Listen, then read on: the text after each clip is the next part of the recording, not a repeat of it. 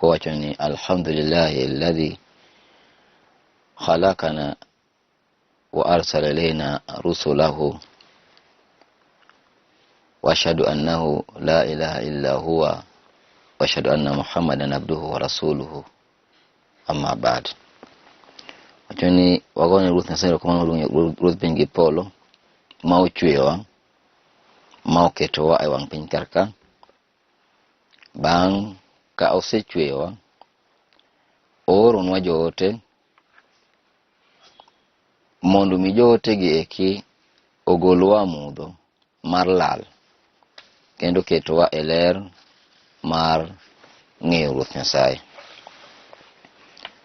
Wik mokadho ni wawuoyo ewi jaote Muhammad, ni en jaote mane, to be oyudore ei Bible.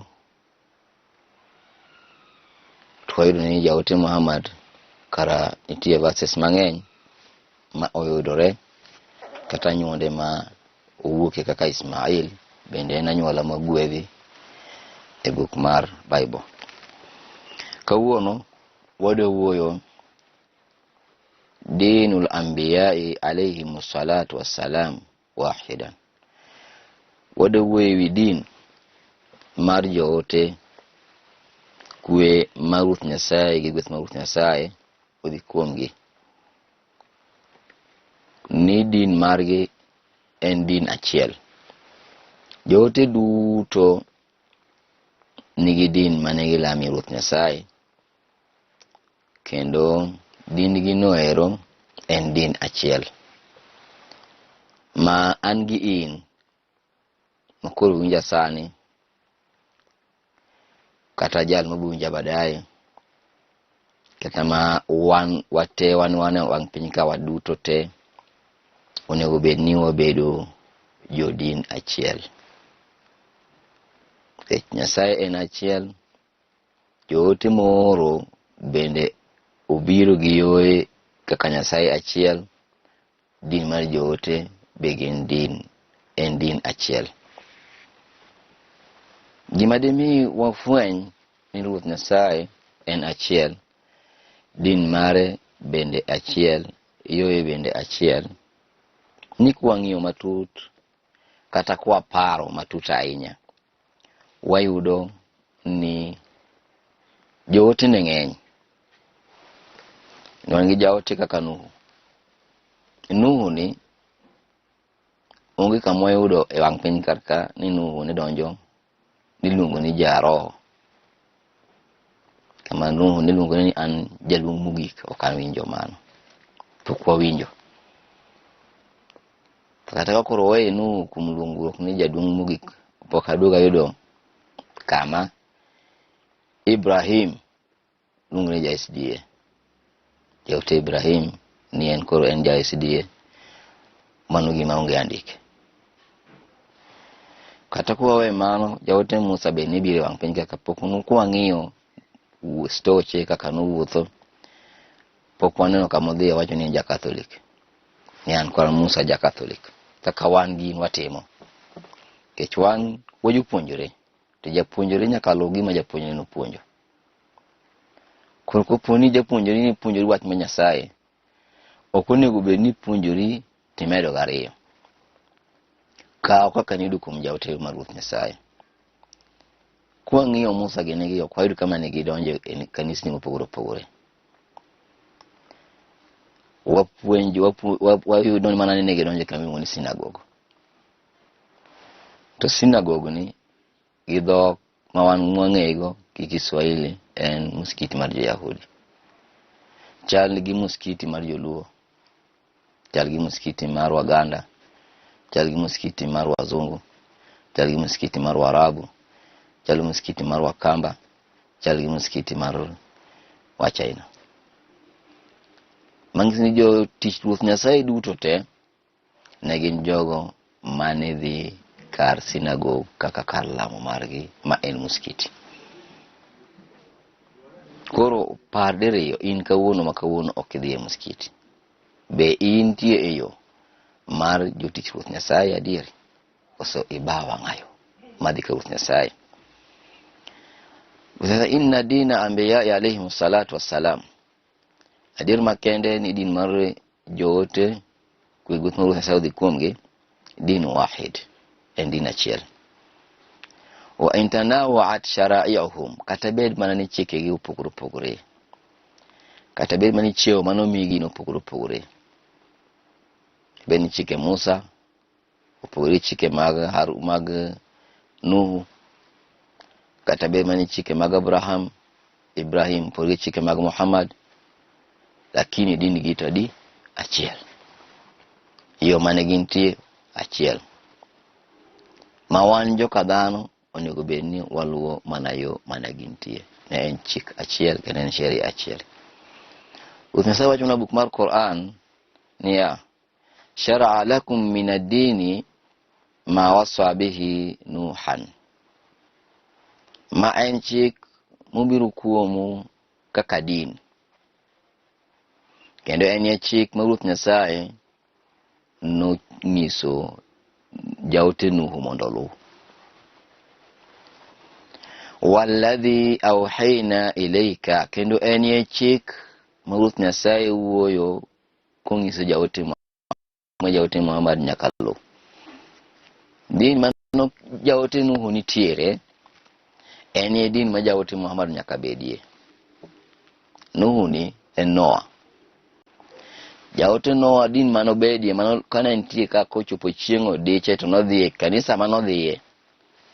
Emonego bedni jaote Muhammad bende dhie.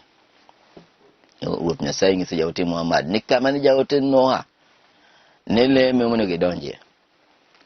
Wama waswaina bigi Ibrahima, kendo enie chik manawamiyo Ibrahim be. Ni kama ne Noah uleme ema imbe nyakileme. Kendo ema nyaka Ibrahim ben neleme. Ibrahim kan obire wang piny.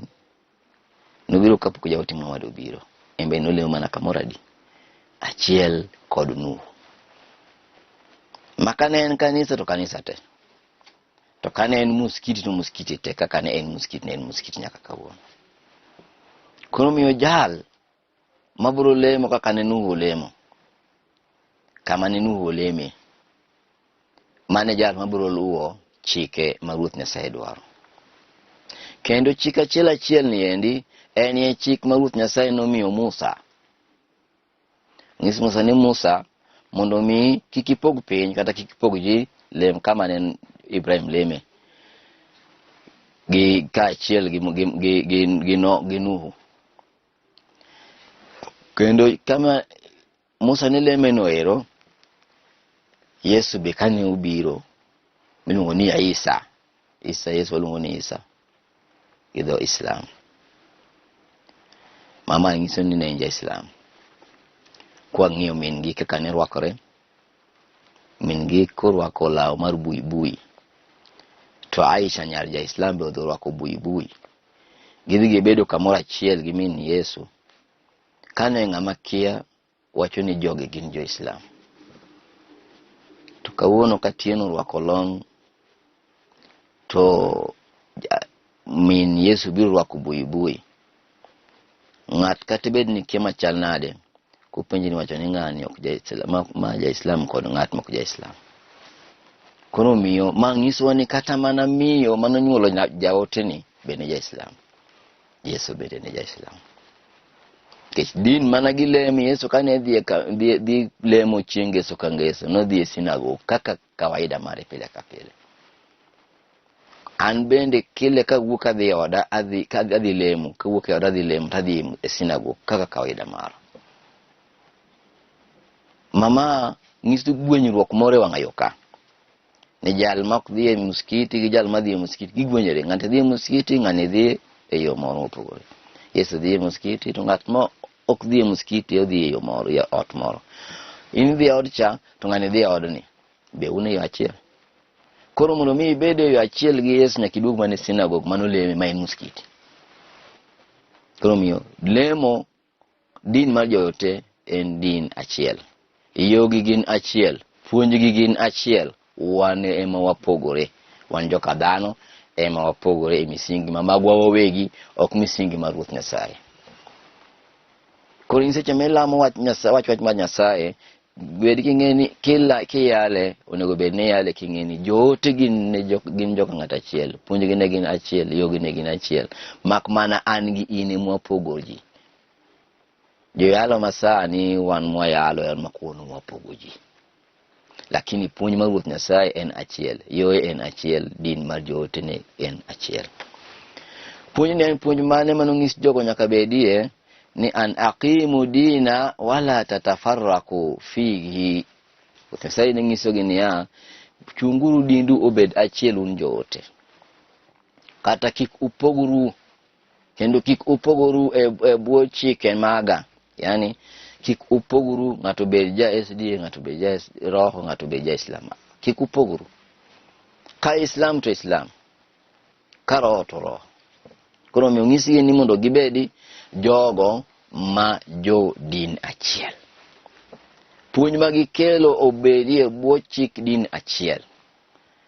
Tabia magi obedi tabia achiel. Mama koponi ji te nyalo bedo din achiel kaka joote, Ruoth Nyasaye biro gwedho piny ne bed maber.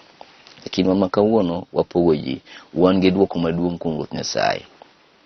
Kendo ibo penjwa penjo matek matamo wadwoko.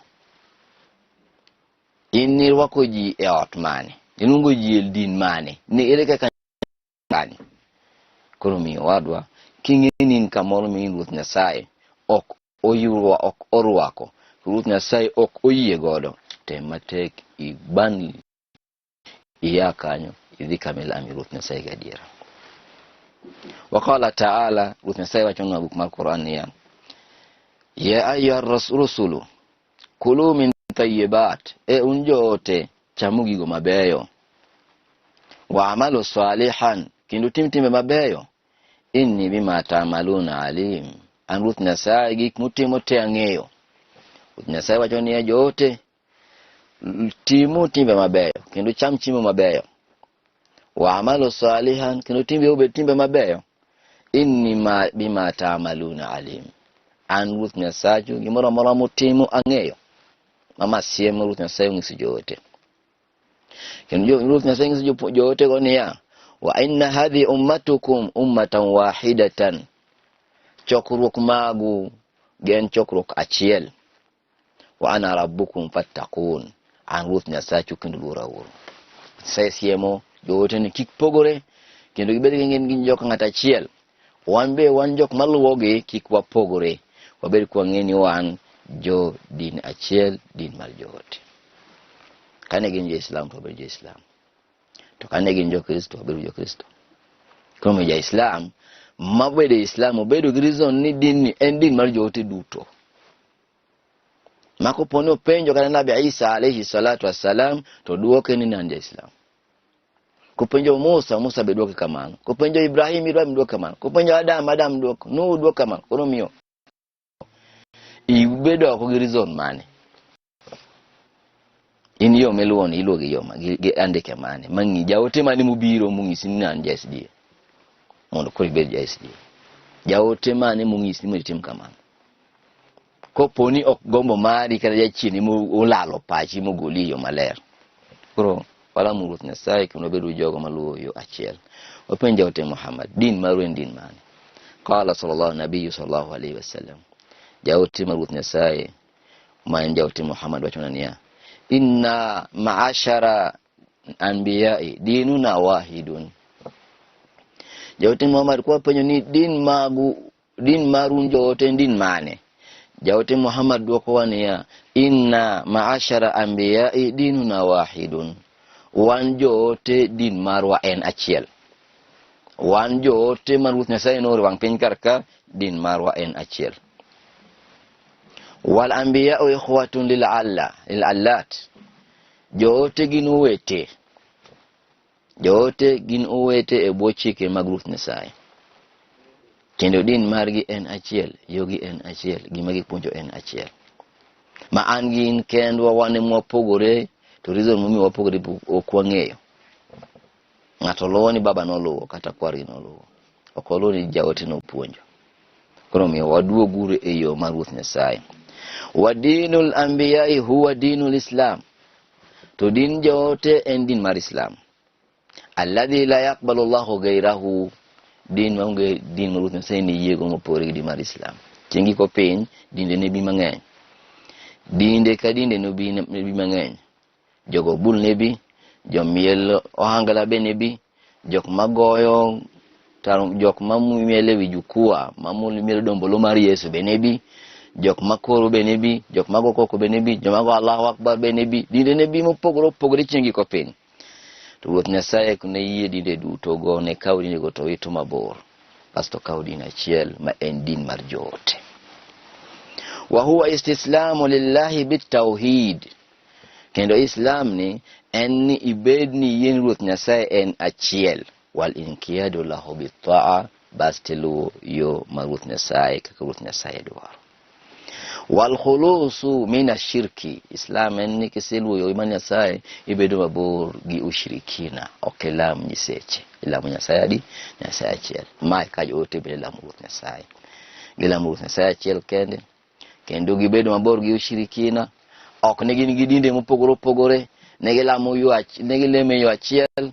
Maka Ibrahim oromo gi Musa, to giluongore ni Musa salamu alaikum, Ibrahim salamu alaikum, yani gine yo achiel. Yesu salamu alaikum, ya salamu alaikum mana ber mar salamu alaikum wach mana mare ni kwe ma Ruoth Nyasaye obed kodu. Ne gi mosore kamano, to mbe ka wono wa mosore gi Musa achiel ni kwe ma Ruoth Nyasaye obed kodu. Emani Kiarabu kende obaji matin, lakini kilok dholuo kwe ma Ruoth Nyasaye obed kodu. Kage romo wango gimosore ma mos mana gikelo odong Musa achiel, lakini dide to pogore mama owuondo Ruoth Nyasaye. Kwa penjo Nuhu ni inja din mane? Jaote Nuhu alayhi salatu wassalam, jaote Nuhu ma en kwe ma Ruoth Nyasaye obed kuome, jaote mokwongo wang piny kar bang Adam. Kwa penjo Nuhu kani ine wang piny ka higni 95 nilemo kanye? Jaote Nuhu wacho nuania wa umirtu an akuna minal muslimin, kana ane wang piny Ruoth Nyasaye nong'isa mondo mi abed ja Islam. Mano modak e wang piny higni 950. Basto wuok kolungo ji wach Nyasaye, ong'ise ni ya qaumi ibudullaha, joge na lamu Ruoth Nyasaye, wattaqu taghuta, bedu mabor gi jochiende, bedu mabor gi lamu nyiseche, lamu Nyasaye achiel. Uluongo ji ma joge ne nomtimo ne timbe mangala. Achiel kuom timbe ma joge ne otimane ni yie ma Ruoth Nyasaye nong'ise mondo oger, joka nodhiye kaka choloko cho ma yie opong'. Eka Ruoth Nyasaye nokelo tuo mar sand ma en guonyo mukrum. Kane achiel odhiye cho to oko mar nogo pi mar chieth mar yiecha molwar kuom mochango. Eka Ruoth Nyasaye ndogo oamrisha gi magigolo takataka gi lwetgi giwegi ka giwicho dendgi mondo gichangi. Koro miyo mago kuom honni manotimore ndalo Nuhu alayhi salatu wassalam. Nuhu wacho ni ya wa umirtu an akuna minal muslimin, oyie ni mondo mi abed ja Islam. Mama challenge maduong' wadwa ja Islam kata ng'ato pok bedo ja Islam. Mama momiyo jo Islam kama gibede gin gi kwe nikech Nuhu kwendo sawacho ni en ng'ise gi Ruoth Nyasaye no bed ja Islam. To anbe an Juma makawuono Ruoth Nyasaye kano ng'iso Nuhu aluwo Nuhu kech Nuhu en ja Islam. Ko in ng'at mok ja Islam iluwo mane? Iluwo ng'a? Yo imengo intie no iluwo yo mane? Waluwo yo qala Ibrahim, wapunjo Ibrahim be main ada Abraham inu ng'uni woni iman. Woni iman Ibrahim, ma woni Ishaq gi Ismail. Ibrahim nigi nyathi miwoni Ishaq, Ismail. Nyinge kende kunga maniga kili makinde okotowa, kinde ler kabisa. Kuwinjo nyinge kende ng'ani bedo ja Islam direct. Kata kapuko penjo joge nigi njodin man. Kech kupenjo ni Ishaq, dong nyinge ni mana nyinge lungu kum ja Islam. Ismail. Ango bedo. Yani nyinge no biro en jaote lakini en nyinge mangisu ni ng'ani ne ja Islam. Koro Ibrahim gi nyathine ma Ishaq gi Ismail joge ne gin jo Islam. Koro penjo Ibrahim ni jadin mane? Ibrahim dwoko idh qala lahu rabbu aslim. Pari ndalo ma Ruoth Nyasaye nong'ise Ibrahim niya aslim bedo Islam. qala aslamtu li rabbil alamin. Ibrahim nowacho ni abedo ja Islam kadwaro dwach Ruoth Nyasaye pingi polo. Ma Ibrahim ng'ani aslim Ibrahim bedo ja Islam. Ibrahim wacho ni abedo ja Islam gi dwach Ruoth Nyasaye pingi polo. Mano Ibrahim mawuon Isaka wuon Ismail koro miyo ingat makawuon wapoki bedo ja Islam. Ng'ani aslimu bedo ja Islam. Kunu muslimuna biwajhillah bedo ja Islam gi dwaro wach mar Ruoth Nyasaye. Ruoth Nyasaye ema nyalo kendo mondo obed ni lamo e yo achiel ode milame be achiel mangato ka ngato nego bed ni lamo Ruoth Nyasaye gombo mar Ruoth Nyasaye ok gigombo mar wuon.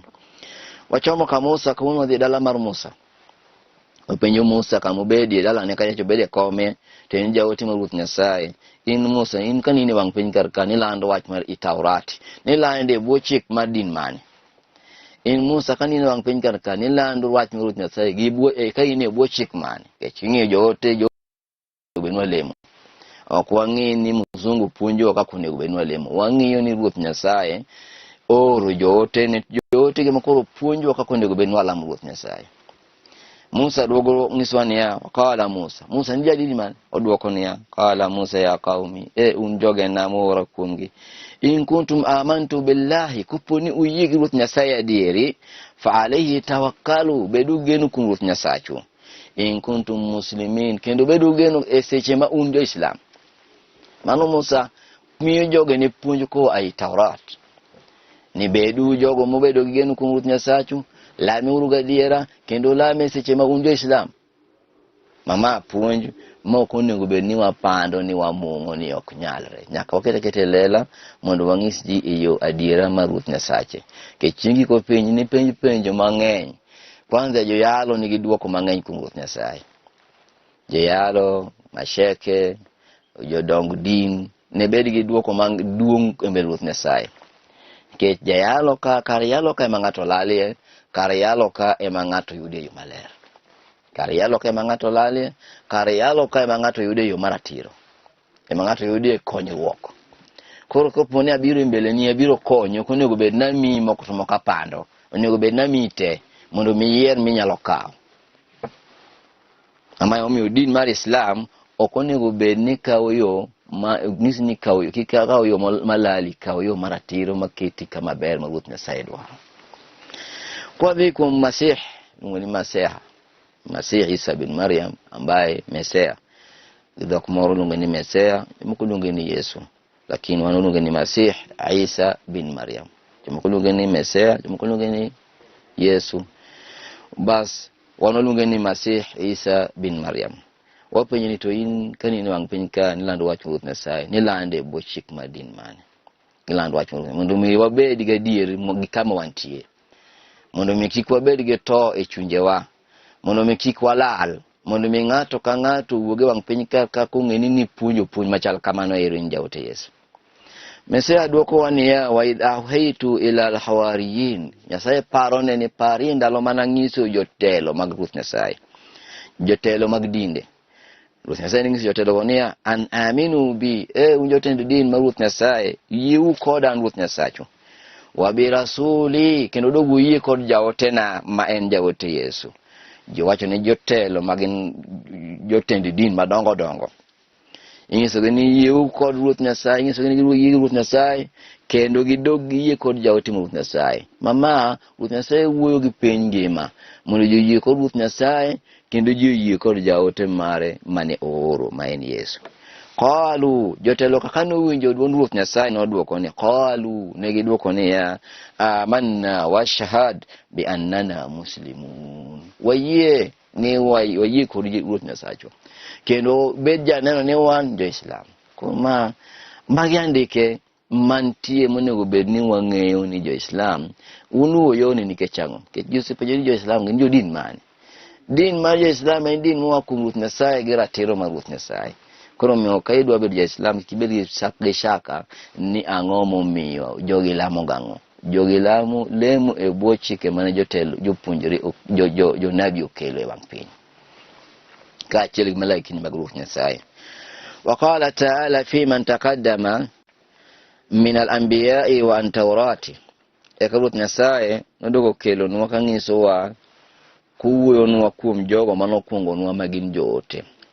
Joote manokuongo kuom joote duto te. Kendo wuoyo kogolo wachni e bug Taurati, ma en Taurati mar Musa. Wachni ogolo e bug Taurati, ma en Taurati mar Musa. Nyasaye wacho ni yahkumu biha nabiyuna alladhina aslamu. Bug Taurati noero jogo mang'ado kode bura gin joote. Joote mobedo jo-Islam lilladhina hadu, kendo giwuoyo kod jogo magin jo-Yahudi. Yani joote mano or kuom jo-Islam nodhi wuoyo kuom jo-Yahudi mondo mi jo-Yahudi ka obed jo-Islam. Ma wach manie Taurati. Ioro joote mondo joote gi odhi wuo gi jo-Yahudi olokre obed jo-Islam mondo ging'e wach Nyasaye. Kechata Musa kane obire wang' piny karka, to Ruoth Nyasaye nomiyo tembe modhi ka Farao nokelo tembe mang'eny ndalo Musa alayhi salatu wassalam. Achiel kuom tembe nino nego nyithindo mayuoyi mondo mi kik mae telo, nikech ajuoga mono ng'ise ni nyathi bonyuol to biro mai telo. Koro ndalo Musa alayhi salatu wassalam nokelo honni. Ajuoke nobiro koa tung' piny ka piny kake biro piem gi Musa mondo mi oloye gi power. Lakini Ruoth Nyasaye norito Musa. Majuoke kano bire pap, Farao ne nigi raha ni odhi loyo Musa kendo dhingo Musa gi teko.